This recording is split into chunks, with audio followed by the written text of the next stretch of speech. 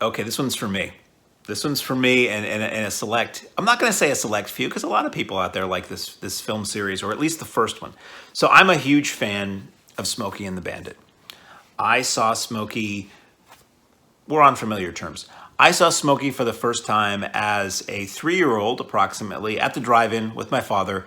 Like with a lot of car movies, I say there's no better way to watch a movie that's a car movie than behind the wheel with your hands on the steering wheel, through a windshield, is what I usually say. I say that about a lot of drive-in movies, too. This film would be best viewed through a windshield. Not flying through a windshield, God forbid, looking through a windshield. So I've loved Smokey forever. I've seen it a million times. I can recite vast swaths of the dialogue. I love the music. I love everybody in it. I love it, love it, love it. I will never stop wanting to watch Smokey and the Bandit. Then they made sequels. I never saw Smokey 2. I saw the way I found out about Smokey 2, and it's from 1980. What we're talking about today is Smokey and the Bandit 2 from 1980. A Universal release starring Burt Reynolds, Sally Field, Jerry Reed, Jackie Gleason, Dom DeLuise. They brought everybody back, you know? Most of the ingredients are all there. For some reason, I don't remember ever hearing about this when it came out. And in 1980, I was 6, and I was pretty aware of what was coming out in the theaters because I watched TV constantly. And I saw all the commercials and all the TV spots. And I went to the movies a decent amount at that age, and I saw trailers. And Smokey 2, not a small release. Smokey was an insanely popular and successful movie for Universal. So I have to imagine they advertised a lot, but for whatever reason, I really kind of wasn't aware of Smokey 2 and never really heard much about it until I joined it midway. My father was flipping channels in the early 80s, and he flipped past ABC TV, and they were running Smokey 2, and I'm like, what's this? An elephant? Dom DeLuise? But it's the Bandit. What's going on here? So I watched a little then, but I never really saw it until it was probably the late 80s or early 90s. And I think the statute of limitations has expired on this, so I can talk about it. My best friend had 2 VCRs. And what you do with 2 VCRs, number one, you could tape 2 different shows at the same time, and that was really cool. You can also copy tapes for personal use only. So I would rent movies that I liked and make copies. Because they were, if you don't know, if you didn't live through that era or had better things to do, tapes were really expensive. Videotapes, movies were not priced to own. They were priced to rent, basically. So studios would charge individuals or video stores like $80, $90 a tape for one movie. So if you were a kid like me who couldn't afford to own movies that were pre-recorded for the most part, but I could afford Good Times home video releases because those were $10, or Star Maker home video. You could afford a blank tape. Blank tape in my era as a kid was between $2 to $5. $5 was closer to the good quality stuff. Sertron was more like 99 cents, and it might play back once. I was a Scotch guy. I was a Scotch tape, literally, or Maxell. So I had rented Smokey 2 because I sort of reignited my passion for Smokey. I duped it, and I was watching it all the time and loving it and quoting it. So I'm like, keep going, Smokey 2. And I remember I rented it, and I hooked the 2 VCRs together, and it had copy protection. And I swore up and down a blue streak that would make Buford T. Justice blush. I couldn't copy this movie, and I was so mad that I couldn't copy it. And why would they copy protect Smokey 2? Those scrupulous people at Universal who don't want me stealing their property. So anyway, I couldn't copy it, and I watched it. And after I watched it, I'm like, I think Universal did me a favor on that one. It wasn't very good. And then years later, I bought just basically to get the first movie, but I could get the other 2 pretty cheaply. The Universal had put out. Wait a minute. I have visual aids. It happened to be sitting right there. The franchise collection. Universal was doing this thing where they would release. They did it with like the airport movies and various other movies, some Don Knotts movies. The franchise collection, where you'd get this nice little set, and you would get multiple films on 1 or 2 discs that were part of a series. And it was great because you could get them all in one package. So I bought this franchise collection Smokey and the Bandit Pursuit pack back in whenever that was, so that I could get the first movie. But then I also got 2 and 3, and I'm like, great, I'll give them another shot. And back then, I am going to talk about Smokey 2, by the way. Back then, I watched Smokey and the Bandit 2, and I was excited, and the trailer's kind of fun, and I had heard the theme song. I had picked up a Jerry Reed record, and it had the theme song, Texas Bound and Flying, which is a really hot track, and it just sucks. Like, it wasn't good. So let's talk about it, now that I've blown fully 5 minutes not talking about the movie yet. Smokey and the Bandit 2 starts off with the Bandit as a loser. The Bandit, the fame and fortune or whatever he got from the events from Smokey and the Bandit turned him into just this narcissistic, full of himself a-hole, alcoholic as well. And when we first meet him in the movie, he's just this drunken loser, like a silly, comedically drunk loser. And basically the plot of this movie is Big and Little Enos Burdett, played again by Pat McCormick and Paul Williams, are back. And Pat McCormick, I believe, is running for governor, and he wants to basically hijack this elephant that is being delivered to the GOP rally somewhere in the South and deliver it to his rally, or he wants it delivered on time so that he can impress somebody. It doesn't matter that much. And the only person he knows that can get the job done is the Bandit. So he wants to hire Snowman and the Bandit to basically do what they did in the original film, which was hauling cores from point A to point B. That was more of a dare. They answered the challenging dare. That was really more of a dare from the Burdett brothers, or the Big and Little Enos Burdett, father and son, to give the Bandit a challenge they didn't think he could do, and offer him a lot of money that they basically were going to have fun watching him fail and humble him because of his ego. So this time they're basically hiring him to do a job because he successfully did that. He did what they said couldn't be done back in 77. So 1980, deliver this elephant.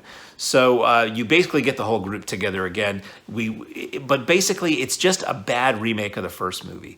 When you rejoin Frog, Carrie, Sally Field, she's about to get married to Junior again, and she stands him up at the aisle and makes the sheriff mad again to give him a reason to chase her again, just like the first movie. So it's Buford T. Justice, Jackie Gleason is back, Buford T. Justice and Junior are back in a cop car, chasing the Bandit and Snowman and Frog across however many states again.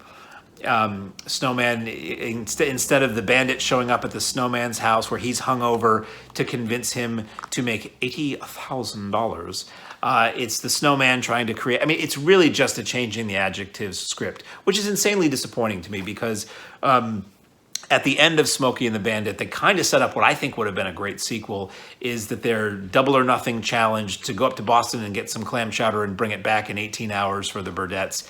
And I always thought, boy, that would have been a great sequel to have that gang, the Buford T. Justice is still chasing them, but to get the good old boys in the big city. Do the fish out of water thing. See that Trans Am blasting through big city traffic or taking jumps between buildings or who knows what, just in a different setting than we had in the first movie. Instead, we get Smokey and the Bandit 2, which again is what we're talking about here. And it just doesn't work. You've got the same cast. You've got Hal Needham back as the director. You have Brock Yates writing the script for this. Brock Yates, who would go on to write the Cannonball Run. Brock Yates, who created the actual Cannonball Run race. You have an opening. I didn't realize this until I watched it again. And I'm a huge Cannonball Run fan, in case you haven't watched any other videos where I ramble about Cannonball for 20 minutes. You have the same animated intro playing with the Universal logo that was almost identically redone for Cannonball Run, which I always think of as a Cannonball thing. That's here. You've got outtakes at the end, which I always think of as a Cannonball thing. That's here. You have a ton of bit players who would wind up being in Cannonball in this movie. And it's what I call a changing the adjective sequel. It's the exact same thing all over again. A lot of the same lines from the first movie. That even like Jackie Gleason, Buford T. Justice says, I've said it before. And then he just repeats a line from the first movie. You've got this really ridiculous, the movie is way silly too. Like cartoony, weird, silly at times. Dom DeLuise as the Italian veterinarian or maybe he's not even a veterinarian, the Italian gynecologist or something who's hitched to this wagon train to come along and take care of they find pregnant elephant. He's funny. Most of the laughs I got from the film were from him, but it's a very, and yeah, okay, Smokey and the Bandit wasn't a documentary. As much as some of us would like to live that life and wish that it was, but this film is even more ridiculous and cartoony. And the Bandit is not likable for most of this film. The Bandit is kind of a douche for most of this film, which is, I don't want to see that. Like, that's what I always thought before I watched it again for this review. When I would think about Smokey 2, I'm like, I don't want to watch a movie where my hero is just like wildly unlikable, unlike the first movie. And he and Frog don't really get along so much in this movie. And Jerry Reed is great, but otherwise, as Val had said when we watched this, they're not characters, they're caricatures of the characters from the first movie. Buford T. Justice, Jackie Gleason is amazing in Smokey and the Bandit, and here it just doesn't quite work this time. And he's got these weird, like, Lone Ranger, like the late period Clayton Moore Lone Ranger sunglasses, or Yoko Ono sunglasses going on, which is just covers up more of his face, makes him less expressive. Just really not good. There are some good stunts in this. There are some good ideas stunt-wise in this. But so much of it is just trying to recreate the magic of the first movie, and it's just not there. You have Jackie Gleason in a triple role where he calls in his brothers, his gay cousin, Gaylord, creatively named, his gay brother, Gaylord, who's like a sheriff from somewhere else, and his other brother, I don't remember, it might have been even Reginald, playing on Reginald Van Gleason, who is like a Mountie. And he does sort of the old Reggie Van Gleason character from the old Jackie Gleason show. He's a Mountie, and the first time we see him, he shows up in a car, and he's like lip-syncing to Nelson Eddy and Jeanette MacDonald operatic song as they get out of the car, and you're just like, what's going on here? I mean, Jackie Gleason's great. He was great on TV in the old days. He's great in the first Smokey. He's great in many, many things. But in this, it just doesn't work. So that was Smokey 2. I watched it. This is a movie, this is, like I said, like Magical Mystery Tour. I watch this every decade or so and think, maybe it's going to click for me this time. And then in the end, I just realized it's just not very good. It's nice to see everybody back together again because it's characters that I really love. As I said, it's got a great theme song. It's got some interesting stunt action, but even some of the stunts, there's this big showdown in the desert that doesn't totally make sense, that involves a whole lot of tractor trailers. That's pretty cool, but even sort of the very last end payoff of that is shot in a way that's kind of a cheat.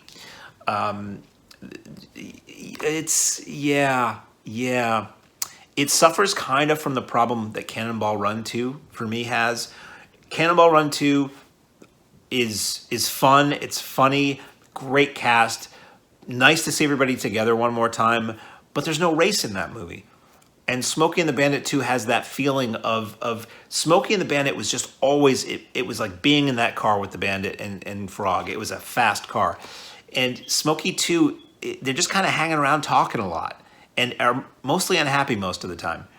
And there's not a lot of cool, like, high-speed action like the first film had. Maybe with a pregnant elephant, maybe that dooms the film to not be a high-speed endeavor, but it just doesn't work.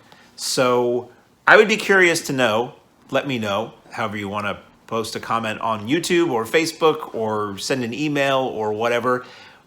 Have you seen Smokey and the Bandit 2? When did you see Smokey and the Bandit 2? Do you like it? I wonder if I had seen it as a little kid, if I would feel differently about it. But for me, seeing it at age, boy, what was I? I was probably like 16 or 17 when I saw it on tape. And now I'm an undisclosed age. Take a guess. Mentally, it's lower than what it looks. Seeing it now again, it was just a big, big disappointment. Especially, again, the next movie this group would make, Cannonball Run, is my favorite movie. And how between the original Smokey and the Bandit and Cannonball, things went so wrong with Smokey and the Bandit 2 is something I'd love to read about. I'd love to know what just didn't work here. Part of it feels like it's a little out of time. Smokey and the Bandit was a 70s movie. And this movie feels like it's 1980, and any decade bleeds over a little into the next decade. So the first couple years of the 80s, disco was still around. The fashion wasn't that different. But this feels like 1980, and the Bandit doesn't feel to me like a 1980 character. And it's only a couple years. And a couple years these days goes by. I sneeze and 5 years have passed. But it just, it just doesn't work. And it's really sad for me to say, because I'm a gigantic fan of the characters and the concept. And boy, Smokey and the Bandit 2 from 1980. It's available on DVD, I believe. I believe it's on streaming and rental and Blu-ray and all that. Enter at your own risk.